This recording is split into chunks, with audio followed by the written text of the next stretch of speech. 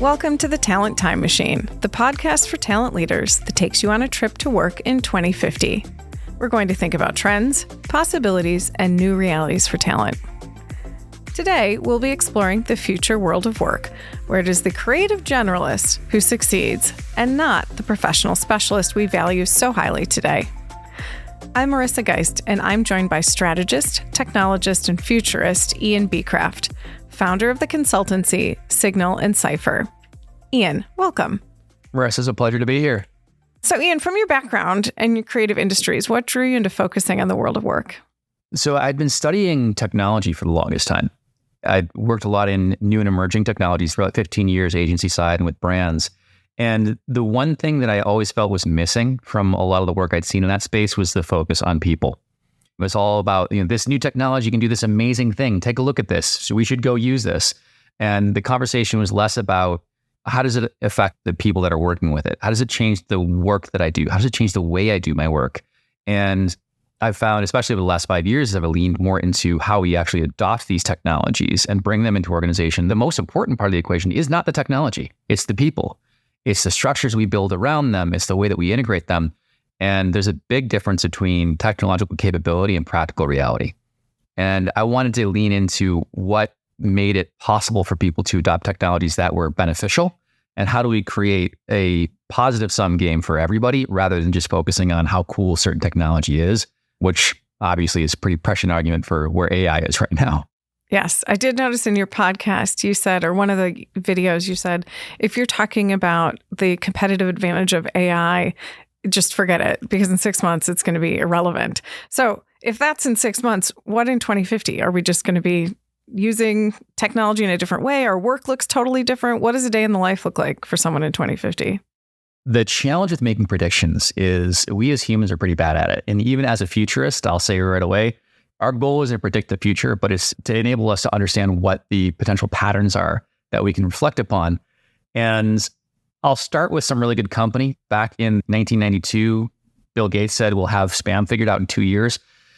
We haven't gotten that, so if Bill Gates can get this wrong, I'm already prefacing with that fact that I'm going to get this wrong. And when we're hanging out in 2050, we can laugh about it. But the difference between where we are and where we'll be in 2050 is there's going to be multiple revolutions in human and technology relations and what it means to use technology. As a society, we tend to think about the revolution we're in as kind of the final frontier. Like, this is as advanced as we're going to get. And there might be some basic breakthroughs that are relatively close to what we have. So right now, the focus is on AI. And eventually, AI is just going to become another form of digital. We're going to talk about it the same way we do digital technologies. It's a given. It's an expectation. We don't even think about it as an advantage. You mentioned earlier, like, if you're an AI-based company, you've got 6 months for that to really matter as an advantage or a differentiator, because it's going to become infrastructure. Yes, it's a tool. It's something that can help accelerate workflows and create new opportunities. But in very short period of time, way less time than it took for the digital revolution to occur, AI is going to be a part of literally everything that we do. And there will be new forms of technologies that start to capture the human imagination. So I think almost every prediction about 2050 right now is going to lean very heavily on AI, including my own, because of that saturation and that bias. But if I were to take a look at it, it would be with a grain of salt around how fast that acceleration is happening. So if you take a look at that exponential curve, by 2050, which is 26 years from now, we will essentially be encountering 100 years of change at today's rate every 5 years. That's crazy. I mean, you think about the change in the past years where people in the 1900s could be born before cars existed, and when the internet and people are on the moon and, all of that change. That seems so rapid, as opposed to somebody who would read the equivalent of, the New York Times, and that was all the news they had for their entire lifetime. And that was in the 1700s.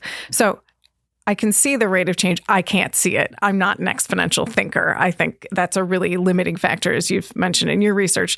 Humans can't even see that. You just cannot contextualize how big that change is going to be. So I have 4 boys who I talk about often, and my youngest just turned 10. And the way he already uses AI as a given is so different. He doesn't see it as a threat. He doesn't see it as anything other than just the way he does things, either to ask questions, to create content. And we talk about now, as a non-native user, I talk about in my business, we're into finding talent and attracting talent. We have people using AI to write your resume or your CV. We have people to help AI with applying a job. And then you have automation reviewing the application and the job. And for us, we're grappling with this. It's the AI rating the AI. How do we even figure out what that looks like? And I know by 2050, none of that will even exist because we'll be so far past that point. But our reality kind of limits us to thinking about what that is. So how will the future of work change if AI is creating and reviewing and iterating on its own without humans? Where do humans fit in that equation? That's a great question.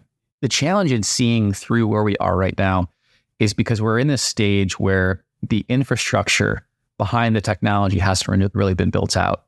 That's why we go from this peak of inflated expectations of like, oh my gosh, your AI will take your kids to school and make their lunches and fix your golf swing and, also do all your work for you. And we see sparks of that. And that's part of why it still remains easy to connect to. Like we see all these different humanoid robots that are being put out onto market. And the fact that, in 3 years, I could actually have a humanoid robot in my home that does my laundry and my dishes. Oh man, I'm all here for it. So we think that we're there, but we're not. We have bits and pieces of it that show us that we're getting close, but the infrastructure that shows us how all this works together isn't there. And until it is, we won't see what that life looks like. That's fascinating because I'm sure people, when they thought of it in the past, the work of the homemaker, was 40 hours of work on average for women at the turn of the 1900s. And now you split the work more equitably, hopefully, in the home between whoever's using the home. But a dishwasher isn't a humanoid washing my dishes. It's a dishwasher. And I would never think I need a humanoid to come in and do that. So it is even thinking about what it will look like. We tend to put it in the frame we know. And I guess that leads to the discussion of the shifting expectations. We're still putting our very now frame on what we'll prize in the workplace in the future. But if you're really good at iterating and iterating and iterating, in 2050, what's even going to be important at work without the bias of today's, this is how I see it in the future? Absolutely. This is, I think, one of the most important issues that people are grappling with right now. And it leads directly to that sense of anxiety around value at work. Because what we're seeing in the moment is that tasks that were responsible are being rapidly automated. And that puts workers in a place where they're seeing value that they're responsible for being essentially extracted from their roles, while the organization is not really evolving around them to support them and say, hey, we see this changing. Here's how we're going to help you. Here's how we're going to support you. And here's how we're going to change your role and your responsibilities. That's phase one. And the way I see things is oftentimes in these societal shifts, things need to break in order for people to decide to fix them. People don't spend the billions of dollars in venture capital on new solutions or in private equity investments or internal investments unless there is a massive pain to fix. Actually, that's a really salient point because now it looks like it's all benefits, so nothing's going to change, but something's going to break. Absolutely. So what's going to break? I think the first thing to break is the sense of value in work. And what I mean is that we all value the work that we do, but there's going to be this separation between the act of doing the work or the toil associated with work and the value that comes at the end of that work. A good association you just mentioned earlier, like washing the dishes, is something that we used to put our physical muscle as an input into getting the dishes done. We don't do that anymore, or if we do, it's minimal compared to what we used to do. We're doing the same thing with a lot of the things we do at work, the admin work that we do, the writing and documentation that we do. For designers, a lot of the work within like making the actual output, we are responsible for that. And that's why there's a very popular time and materials style business model. There are a lot of business models that are built around how much effort does it take to do this work. And when it goes from this takes 6 hours, 10 hours, or 15 years of expertise plus that 10 hours, all that gets collapsed by AI models that are getting more and more effective at doing that work in seconds at volume of an army of people rather than one person doing one version of it in 3 weeks. That threatens the value of the way the system is currently designed. If nothing else changes, then there's mass unemployment, which is why people are scared. The thing is, it's not that simple. Things are changing around that. And that's what's not getting discussed or as well diagnosed. And that's why there's a sense of fear and anxiety, because people are only seeing that one piece changing and not the others. And I'm sure it's the same as the Industrial Revolution taking away things that were core to people's identity. Your last name, Beacraft, if I'm not mistaken, is for beekeeping. So people were so tied to their work that their surnames were actually the work they did. Smith is, it's pervasive. So now, what about the context of our work will change? How will we introduce ourselves in the new world? What is going to be the sense of pride and connection we have to the work we do if it's not time and materials? What will it become? My greatest hope for society, especially Western society, because it's definitely an American thing, but I've noticed it all across the Northern and Southern Hemisphere, is that when someone asks you who you are and asks you to introduce yourself, you don't start with, I am job title. That is very much a way of looking at the way of work now. And to your point, it gets to our roots of our family identities being built around these trades. But I'm hoping that we can get more to a point of us bringing our whole person to that discussion as an introduction. Like, here is all of me in a way that's relevant to this discussion. But speaking to work specifically, I think that the way that we'll look at work is going to change dramatically. Rather than being the ones responsible for the toil associated with the final output, we'll be focusing on the skill sets of orchestration and delegation. And that's what we're seeing internally at Signal and Cipher. When we start to look at how the work is starting to change with using these tools effectively, a lot of people with specialties are saying, I can lean on this to help kind of break these things down and then use agents to do a lot of the work and then come back to me with checking in as the human in the loop. So I'm still orchestrating and delegating. Think of it a little bit like Mickey and Fantasia, being able to essentially work with the brooms in the water. That ended so well for him. I don't. And the thing is, if you don't do it properly, that's exactly where it goes, because we don't have the infrastructure just yet. The tools are showing those signs of effectiveness, but they can easily go off the rails if they aren't checking. And what happens is exactly that when you just assume the tools will do the work for you. So we're in this in-between stage of, again, we see the promise of it, but people just automatically assume it's going to do it without any effort and learning curve. And then we see that it doesn't, or it goes off the rails and we get disappointed and we say, we're not going to do it. But the people who really lean in and really spend the time to get to know how these things work and the impact they can have on their work are just absolutely blowing by everybody else in terms of their effectiveness and their scale, because they're spending the time and they're getting the reps with these tools to start to see how the landscape is going to shape out. So as we're talking about the concept of a creative generalist, these people who have depth of expertise in a couple areas, but more specifically, this cross-section of interests, exposure, and hobbies that make them adaptable to different scenarios, we're seeing that is really what's providing a lot of advantage with adopting new tool sets, but especially something with AI, which abstracts a lot of the years of discipline necessary to understand a skill. This changes the game in terms of what we value. And I'm curious, Marissa, as you work with organizations around the world, you're seeing a lot of these trends and a lot of the shifts. What are you seeing in terms of what's working for organizations? It's a really interesting question, because I think companies are knowing that they need to do something different than have a job or a job description. Do jobs exist? That's a question we're having all the time. Should we continue this job structure? Should we move more to skills-based?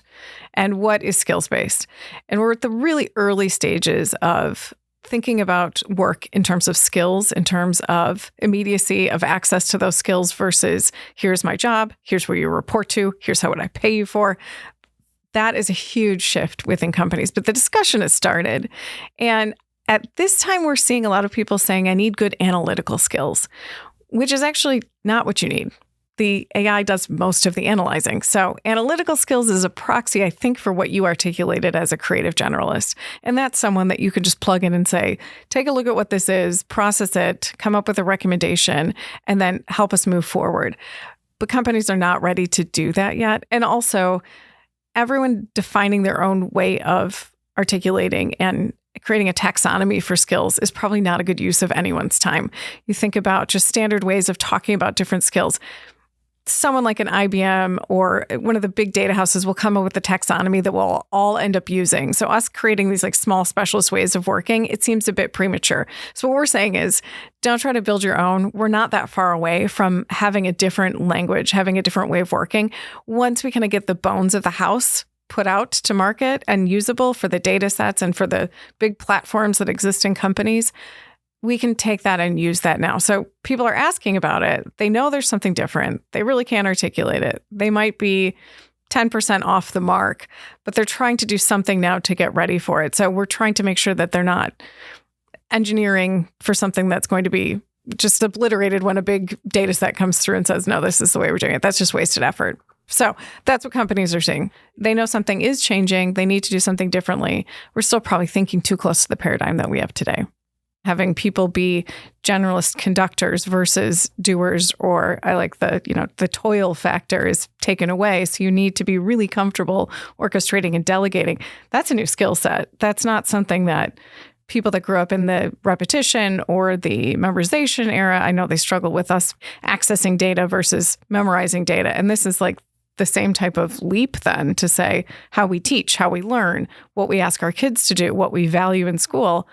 That really changes if we value generalists and not specialists. So do you see that starting now where people are starting to value those skills? Or do you think we're still so stuck in where we're at that we can't see it yet in the education system and workplace?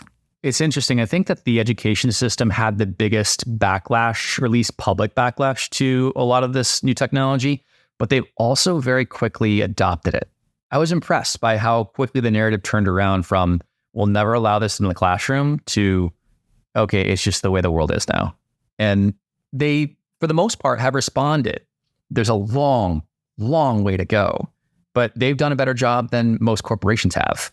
Most corporations are still in the phase of, well, I heard a lot about this metaverse thing and this big data thing and, all these other things, and they were just fads. And they're treating AI as a business trend, or they're seeing it as something, as a technology initiative, both of which are true. But it misses the real important part, and that is, this is not an IT initiative. This is something that requires every single leader from every single corner of the organization to bring their own perspective and input into, because this affects human resources more than any other technologies I've ever seen in my life. This affects operations, IT, creative, content, every single leader. And you all have to be aligned on how you're going to move forward. What kind of organization do you want to be with AI? What do you want AI to do for you? And we're just starting to see organizations come to that reality now. Most said, oh, hey, everyone's buying ChatGPT. Let's get a bunch of licenses, see what it does, and go with it. And now that we're coming to the end of the 6 or 12 month cycle for the companies who've done that, they're like, okay, so what are the results? And it's a lot of, we don't know. When you mention that businesses are not ready for it, it goes back to that point of we work to the system. And I think just like education, businesses are set up to have a task, reward for a task, reward for behaviors that are driven to, we can see it struggling with like return to office. We don't have that policy as a company because we unbound the office from the work pretty much before COVID, but then certainly COVID was the end of it. But people still have that old paradigm of how hard you work is how much value you provide to the company. And even that idea of like, can I have a part-time job? Well, if work is just orchestrating and delegating, and certainly identity is not tied to work the way it has been in the past. I go back to my kids. They would never say, when I say, what do you want to do? They talk about the life experiences they'd like to do. And they're going to fit work into it. They're not going to identify work as synonymous with their being. And also their work isn't going to be linear and it's not going to be task-based. So how do we prepare them now? And certainly as a company, I know we struggle with, how do you pay people? How do you reward them? What is a benefit when I don't want to have a 401k? I want to have a sabbatical. I want to have pet care. I want to have something else. So our systems are not designed to deal with that reality. Our legislation's not designed to deal with that reality. You think about the antiquated exempt versus not exempt in the US. That has to change if your work doesn't revolve around hours or tasks. So I think right now we can't even see how much it's going to revolutionize what we do. But when you think about going back to orchestrating and delegating, how do you start building around the ability to see that, recognize it, build it as a company, as a human? How do you start to move towards that versus I'm very good at this technical area of expertise? Well, I think it starts with something you identified a minute ago, and that is we build towards goals and understanding and tasks. Like there's structure around the expectations of the work that you do. And that is based on the type of value your company provides. It's the standard operating procedures in your company. It's the North Star, the mission. All those things are pretty clearly articulated within your company. The challenge is when the environment changes, all of that changes too. And we're talking about total systems change. The only way to get there to a place where everyone can see it is the leadership has to grapple with what their new North Star is going to be. And that doesn't happen right away. That takes time. But the first thing that most aren't doing right now is figuring out, what do we want AI to be for us in the short and midterm? We can think long term, and we can be right. Potentially, we could be wrong. But in the short to midterm, we need to make a decision that brings everybody together and gets us aligned on, like, this is what we're doing as a company. That type of clarity gives people a sense of calm that we are looking into this. We have a plan. We have an idea.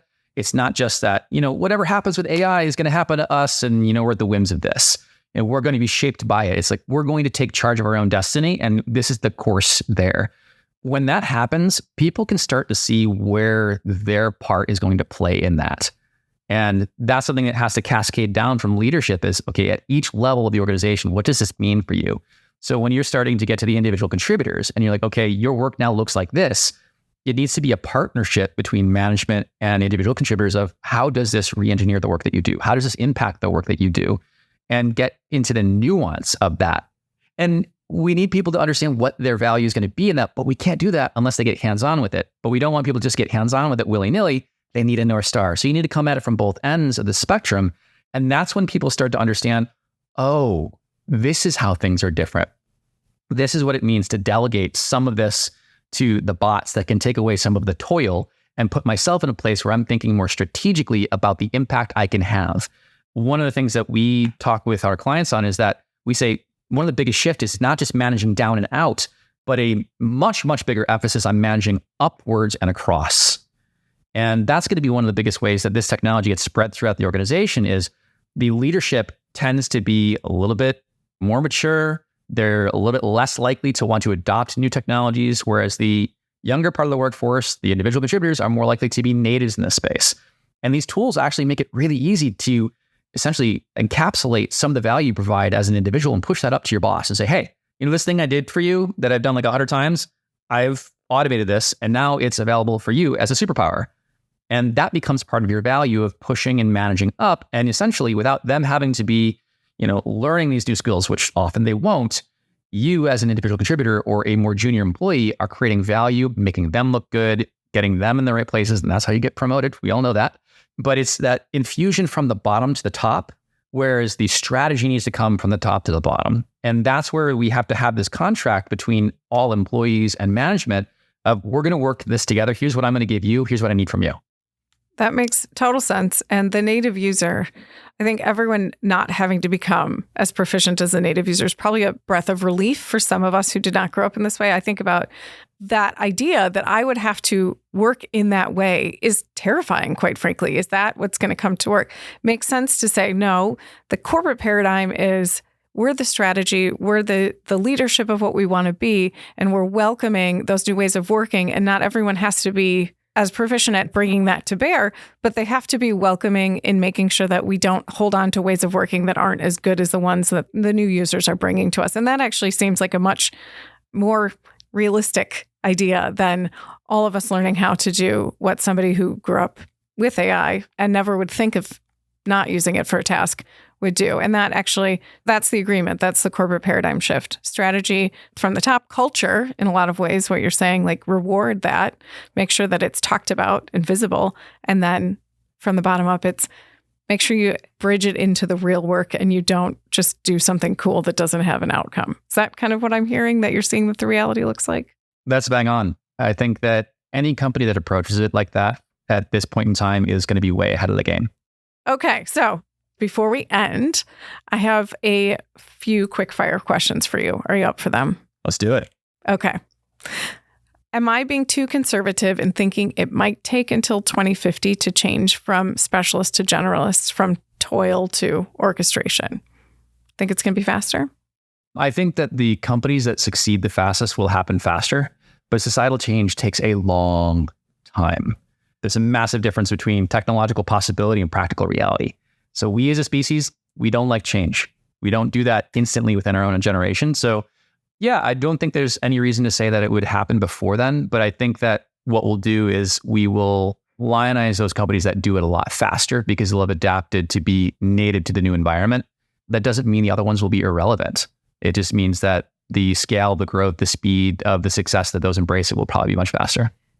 With fewer people needing to be in any given company, where will the work come from? Will there be more companies, less companies? Will the concept of company disappear entirely? What does that look like? Absolutely. So I think we're starting to see some signals of what that work's going to look like already. We've seen the trend towards freelancing growing over the last decade and a half, and that's only going to be supercharged with things like AI as our co-pilot. But what I think is going to happen is the definition of business success, of being on the S&P 500 for 50 years straight, is going to change. There's going to be a larger spectrum of what a business is and isn't. There'll be some businesses that are spun up for a couple of weeks for a special project, or businesses that are around for a couple of years and kind of spun up around specific teams, and that's fine. It doesn't mean that one is more valuable than the other. I just think that with the ability for AI to augment the skills of individuals and augment the skills of small teams, the impact of small teams is going to be far greater. So we are going to see this massive fragmentation, and we'll see more companies than we've ever seen before, by orders of magnitude more than we do now. And I think the idea of an organization that requires 250,000 people across the globe is going to be a relic of the past. I do think that these large organizations will be able to do what they do now with significantly less resources. But I don't think that the downsizing of those types of organizations is going to permanently put people on the breadline. I think it's going to create the opportunity for the fragmentation of these businesses and opportunity at a much smaller level as well. That won't all happen overnight and won't all be, walk in the park. But I do think that that spectrum is going to be much more robust over time. There's some political, sort of governmental, regulatory dynamics to that, with being able to spin up companies, take workers from one company, lend to another. Some employment situations, some incorporation legislation is more conducive to that. Do you see any place where they have the natural advantage just sitting with what they have in terms of the ability to shift work? Or I guess conversely, are there places where it's just so much more of a societal change to get into that mode? Does anyone have sort of a native advantage of that? I struggle to see a native advantage in any one particular place, because I think every single difference in approach comes with this pros and cons. In the US, our benefit and our challenge on the technology side is it's always innovation above all else. I'd put that more as a challenge at the moment, honestly. We're seeing so much progress in the technology, but we're not seeing the implementation and effective adoption across society. And that's driving a lot of the anxiety. You take a look at Europe, and they're putting a lot of legislation forward as saying, hey, the innovation is great, but there's other stuff that matters more, and you have to go around that first. And I think there's a lot of value in that.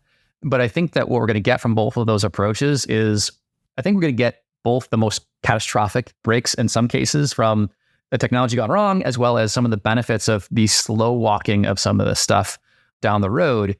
And it's good that we have a variety. I think that we're going to learn a lot from each other. I just hope that we are heeding those lessons. But I wouldn't say that any one particular place has a native advantage. If you took a look at it purely from a technical perspective, the US is far ahead of everybody else. If you take a look at it from a societal perspective, I would say the EU is doing a better job. Some people would say the exact opposite, that they're actually doing everything they can to stifle the growth and that it's impacting the adoption. And there's some truth to all of that. But I think the era of just saying all technology is great, we should just go for it because it's advancing, is over. We need to second guess these things. We need to be strategic in how we roll these out, because otherwise we are going to let the machines win. And that's not the world we want to be living in. No Skynet. We do not want Skynet. Okay, last question. In this new world, the generalists or the delegators, orchestrators, are they born or are they made? And can we all be one? Can I transition into one? Absolutely. So can people become creative generalists? I absolutely believe that they can. It's just like anything else. There are some people that are more predisposed to it than others and more innately talented in that mode of operation. But it's the kind of thing that everyone's going to have the ability to use.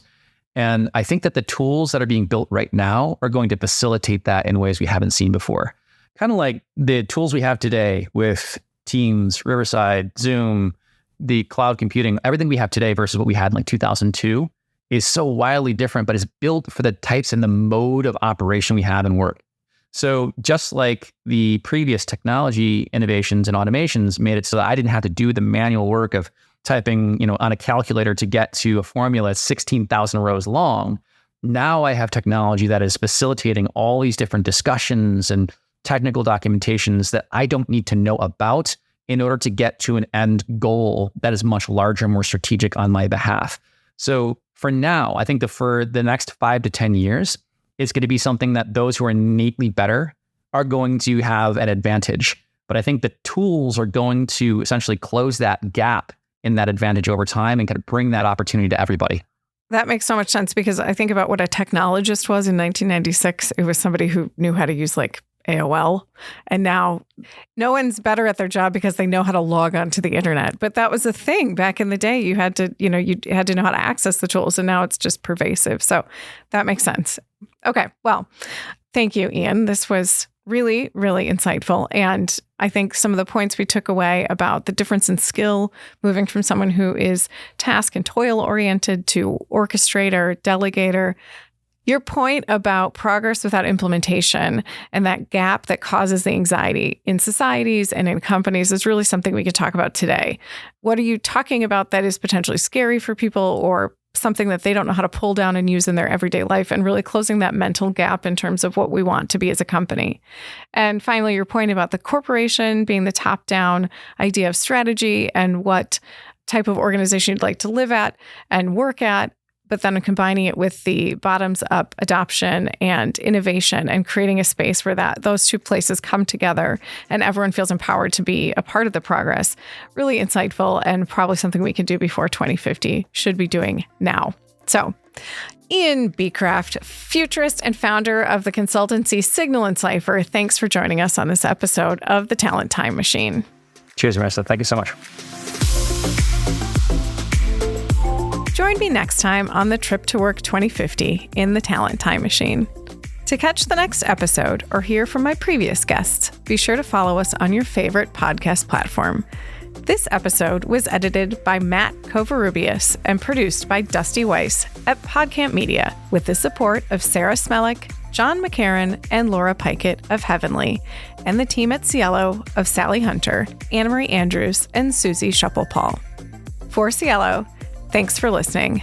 I'm Marissa Geist.